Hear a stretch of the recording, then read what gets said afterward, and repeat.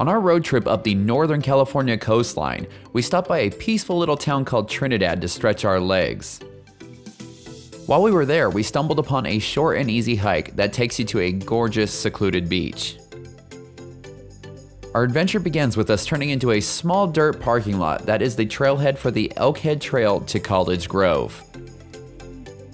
There is a gate here, and it says that it is open from sunrise to sunset, so be sure to keep that in mind if you're going to do this hike.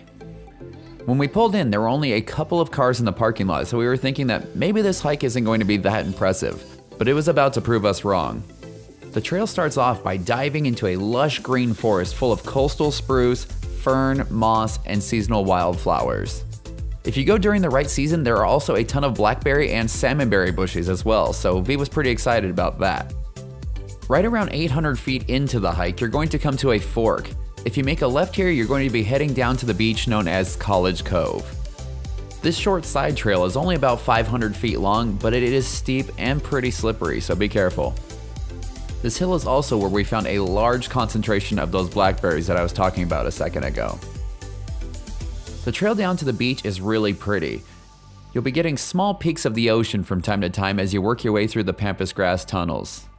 If it wasn't for the fact that it was a little bit on the chilly side, this would seem like a much more tropical location, and definitely not a spot in California.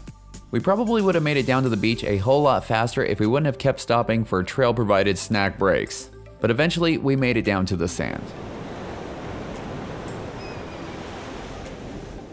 This beach is breathtaking and quite popular with the locals.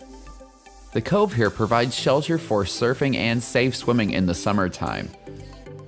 One interesting thing about this beach is that it is cut in half by a large series of boulders. You are only able to access the far end of the beach during low tide. Luckily for us, we had unknowingly planned it perfectly, so we got to head over and check it out. And I'm sure glad that we did, because this side of the beach had several awesome things about it, including this rock, which is absolutely perfect to do your best Little Mermaid impression on. I couldn't manage to time it right with the waves, so you'll just have to imagine that part of it. But in all seriousness, this side of the beach gives you a great view of 𝐊𝐇𝐈𝐒 Island. I think I said that right. If not, let me know how you pronounce it in the comments below. And sometimes after a good rain, there will also be a waterfall on this side of the beach. Unfortunately, it was dry when we were there. We wanted to go down and check out the large rock formation at the far end of the beach because I swore that I saw an arch. And I actually did. It turns out that this arch is called the portal. The only bummer is that the tide needs to be even lower if you want to gain access to it. One thing we did get to check out though is this neat little entrance to this miniature beach. From here you can get another cool view of the island, and there are also some tide pools. We saw a pretty good amount of sea life hanging out in the tide pools, including this large blue sea anemone. After leaving the tide pools, we saw a small, sketchy, and pretty fun looking trail that went up to the top of the rock formation, and you know we had to check it out. The climb up wasn't anywhere near as technical as it looked, and it took us to some really beautiful overlooks. The little trail does go all the way up and over to the backside of the rock formation. But to get all the way over to the backside, you're gonna have to make your way over or under some big tree roots. In our opinion, the view from here is worth the struggle. If you brought a lunch, this might be a great spot for a picnic. Unfortunately, we didn't this time, so we'll have to save that for our next visit. At this point, I believe that we are on top of the portal. Unfortunately, I think it was underwater at this point. We tried to find an angle to see it, but we didn't have any luck. So after we savored the view for just a little bit longer, it was time to continue on because we were going to take the hiking trail in a little bit further. If you do climb up here, be sure to be careful on the way down. It is very sandy and it can get a little bit slippery. You definitely don't want to slip and go off the sheer cliff on your right. Luckily, our shoes have pretty good traction and it made it pretty easy for us. I would definitely recommend wearing something with some tread if you want to go up there. It definitely makes sense why this beach is such a local favorite. It's absolutely beautiful. I have to say, it made us a little bit jealous. I wish that we had beaches that look like this closer to home, but preferably with slightly warmer weather. If you're gonna be hanging out on the far end of the beach, just remember that the tide can come up and seal you off from the stairs. I have no clue how tricky it would be to get back, and luckily we didn't have to find out this day. Thankfully, we haven't been skipping leg day, but I do swear that there were more stairs on the way up than there were on the way down. But the good thing is, once you reach the top of the stairs, you are done with the most strenuous parts of this hike. If you go down to Elkhead, which we do in just a little bit, there is another hill, but it's nowhere near as steep as this.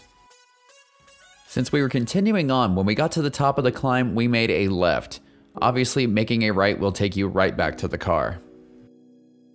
You will be coming to a loop, and if you take the coastal route first, you'll be a half-mile walk from Elkhead. Along the way, keep your eyes peeled because there are several spots where you can look out over both College Cove and several other beautiful sections of coastline. After passing a ton more blackberry bushes, most of which looked like they weren't ripe just quite yet, we came to the fork in the trail. It looked kind of like a battle of good versus evil. The trail to the left went into a lush green forest, and the trail to the right was much more dark and ominous, so we went left first. Both options are a nice and flat walk pretty much all the way to Elkhead, but going left will take you to this beautiful Cove Overlook. After we left the overlook, we checked our GPS and realized that we were already almost to Elkhead. Eventually the trail came to another fork and we saw the gate leading to Elkhead on our left. I'm not sure exactly what the purpose of the gate is because it doesn't close, but it's a great way to know that you're going in the right direction. And this is Elkhead, or Elkhead North if you want to be precise. This is another really pretty place to explore.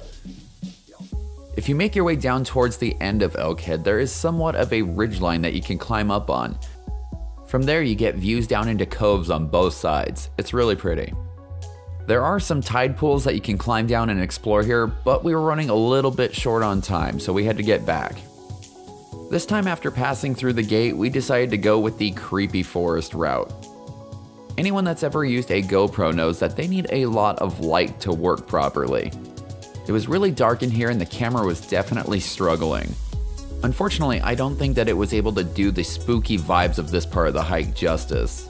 It's pretty interesting to see just how different this part of the forest looks from the lush green trail that's only about 420 feet away at its furthest point.